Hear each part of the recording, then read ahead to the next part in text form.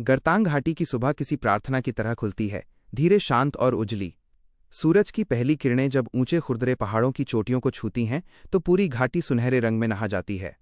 नीचे गहरी खाई में भागीरथी की धारा चांदी की रेखा सी चमकती है और ऊपर आसमान इतना साफ कि लगता है जैसे नीला रंग अभी अभी घोला गया हो।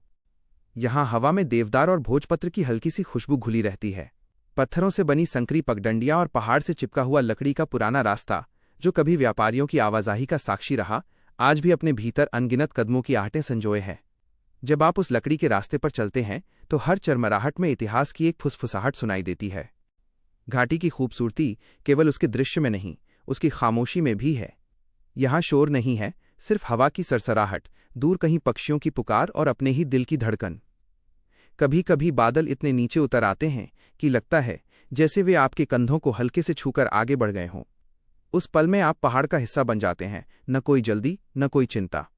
शाम होते होते रंग फिर बदलते हैं। सूरज ढलते समय पहाड़ों पर केसरिया आभा बिखेर देता है और घाटी एक शांत चित्र की तरह स्थिर हो जाती है।